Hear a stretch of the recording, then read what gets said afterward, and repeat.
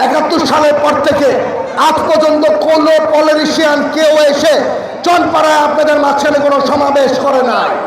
কারণ কি জানেন, চনপাড়ার কোনো মানুষকে কোনো পলিটিশিয়ান কখনো তারা আপন করে আপনাদেরকে নেয় না। এই এতদিন পরে আমি সাহস করে আপনাদেরকে আপনাদের দুঃখ বুঝে আপনাদের মাঝখানে এসেছি। এবার আপনাদের দুঃখ শোনার জন্য আমি এসেছি।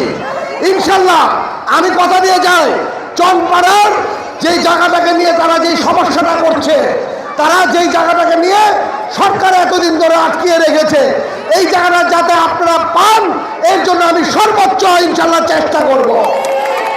আপনাদের চিকিৎসার জন্য আজকে একটি মাত্র ক্লিনিক আছে, যে ক্লিনিকে চিকিৎসা নাই বললেই চলে। এখানে বাস করে প্রায় 70,000 লোক। এখানে একটা আধুনিক হসপিটাল যাতে হয় এইদিকে ইনশাল্লাহ আমি চেষ্টা করব, যাতে আমার মা বোনরা যাতে সুলভ মূল্যে মানে কম খরচে যাতে চিকিৎসা পায়, এটার জন্য আমি চেষ্টা করব। আজকে এইখানকার আমার মা বোনরা চিকিৎসার জন্য অনেক সময় মা ও বোনরা চাকরির জন্য বিভিন্ন জায়গায় ছুটছে, কিন্তু আমারও মা ও বোনদের চনপাড়ার নাম শুনলে তারা চাকরি দেয়? তারা চাকরি দেয় না। ইনশাল্লাহ আমি রূপগঞ্জে যত ইন্ডাস্ট্রি আছে, যত ইন্ডাস্ট্রিগুলি আছে, তারা হাজার হাজার কোটি টাকা রূপগঞ্জ থেকে নিয়ে যায়, কিন্তু রূপগঞ্জবাসীকে ওরা চাকরি দেয় না। আজকে এই চাকরির জন্য আমি প্রতিটা ইন্ডাস্ট্রির কাছে যাব, গিয়ে বলবো অ্যাটলিস্ট যাতে 50% লোকের যাতে চাকরি দেয়।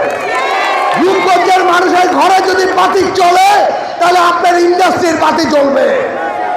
ইনশাল্লাহ রূপগঞ্জের প্রতিটা ইন্ডাস্ট্রিতে রূপগঞ্জের মানুষ যাতে বুক ফুলা চাকরি করতে পারে, এই ব্যবস্থা ইনশাল্লাহ আমি করে ছাড়বো। আজকে বিগত সরকারের সময় আপনারা দেখবেন যে আপনাদের গ্যাস লাইনের আপনারা টাকা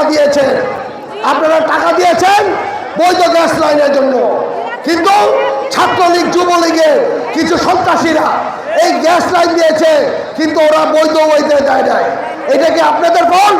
আমি বলবো এটা আপনাদের ফল না, এটা হলো ছাত্রলীগ যুবলীগের ফল।